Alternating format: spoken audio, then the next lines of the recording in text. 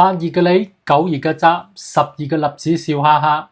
栗子咧有千果之王嘅美譽，喺國外咧仲有人參果之稱㗎。咁栗子同埋紅棗、桃子、杏仁、李子被稱為中國古代嘅5大名果之一，歷來深受大家嘅中意㗎。大家好，我係謝生。呢一期嘅影片咧，我哋嚟講講栗子。栗子咧又稱之為栗、板栗、金栗，係一種營養豐富嘅堅果。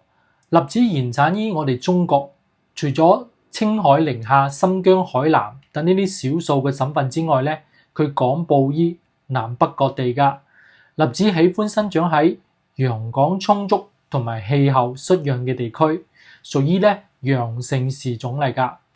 栗子咧喺古代嘅醫書中咧，最早係見於《詩經》一書㗎，所以咧栗子嘅栽培史咧，至而家咧都有2500幾年嘅歷史啦。咁栗子嘅藥用價值咧都好高。咁中醫認為咧，栗子性平，味甘，入脾、胃、腎三經嘅，有呢個養胃、健脾、補腎、強筋、活血、止血嘅功效㗎。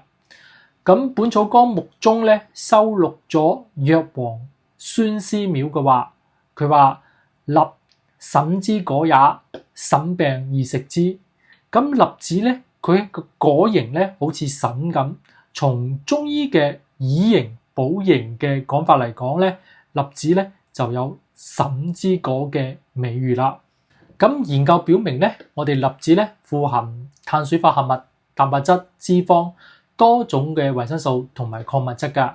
栗子嘅蛋白質含有咧，包括我哋8種人體必需嘅氨基酸之內嘅20幾種氨基酸嘅，係一種優質嘅蛋白質。碳水化合物含量咧都比其他嘅堅果高3倍至4倍㗎。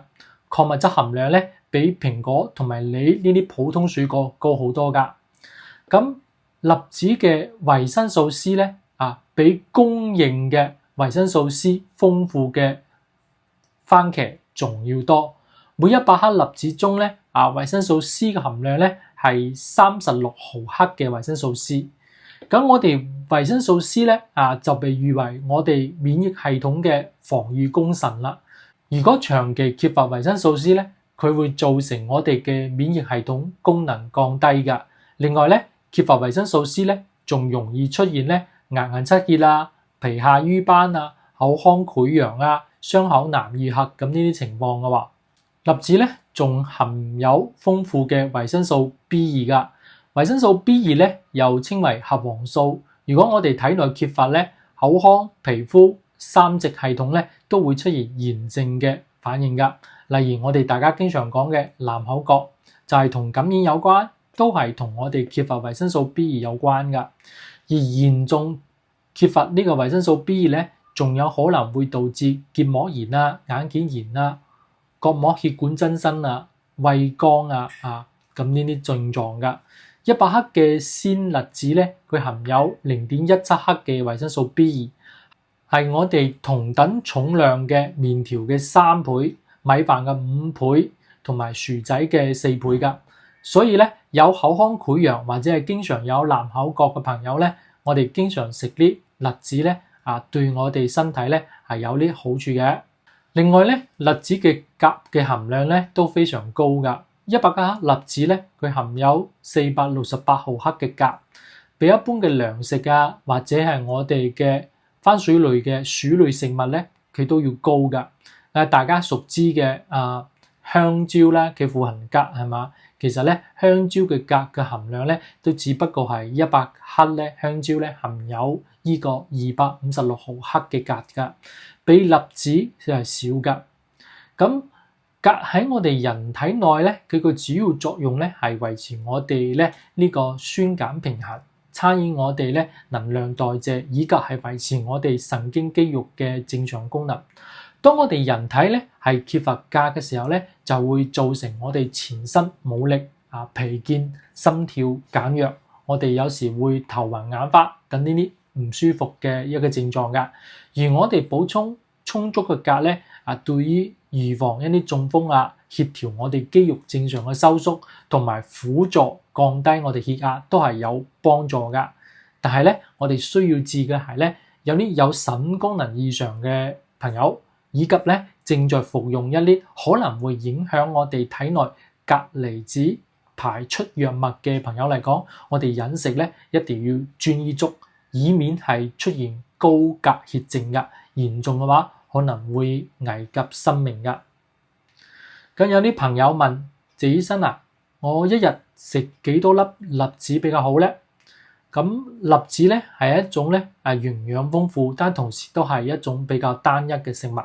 我哋飽腹感都唔強㗎佢嘅能量咧但係唔低。如果用佢嚟代替呢個米飯同埋饅頭呢啲主食咧，係一個唔錯嘅選擇嘅。但係咧作為零食咧我哋就要控制呢個食用嘅量啦。所以咧，我哋喺控制一日總熱量嘅前提下咧，可以適量食一啲熟栗子嘅，一次咧3個至4個，一日咧唔建議超過10個㗎。如果我哋食得過多嘅栗子咧，有可能會喺腸道發酵產生氣體，導致我哋咧腹脹唔舒服㗎。食嘅時候咧，我哋可以將栗子咧作為雜糧煮飯或者係煮粥嗰陣咧，代替部分嘅精製米麵改善我哋只食嘅質量，增加我哋膳食纖維嘅一個時日。另外咧，栗子嘅蛋白質同埋脂肪咧含量係相對較低嘅，所以咧都可以同一啲咧鴨肉、雞肉或者呢啲肉類嘅搭配，形成一個互補，佢又有一定嘅滋補嘅效果。我哋買翻嚟係加工好包裝嘅栗子果仁咧，嗰個時候咧，我就建議咧大家要睇一下配料表啦。最好就係選擇嗰啲淨係得栗子果仁，冇額外加糖嘅嗰一種啦。咁有啲朋友問謝醫生邊啲人要注意食用栗子咧？首先有糖尿病嘅人群咧，栗子中嘅澱粉含量係比較高嘅。我哋容易食之後咧，栗子進入我哋身體咧，轉化為葡萄糖，導致我哋餐後血糖嘅升高，呢點係要注意㗎。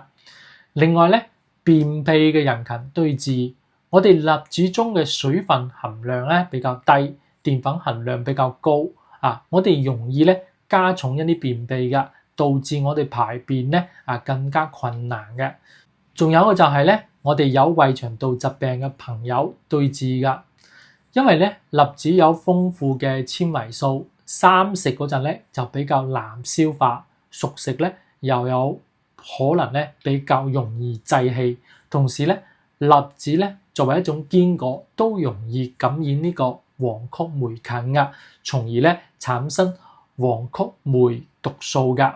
所以咧，我哋要注意選擇一啲優質完好嘅栗子如果發現咧有發霉變色呢啲顆粒，就唔好再食啦。而且生栗子中嘅抗性澱粉含量比較高，係唔容易消化嘅，建議都係少量咁食用生栗子多謝大家。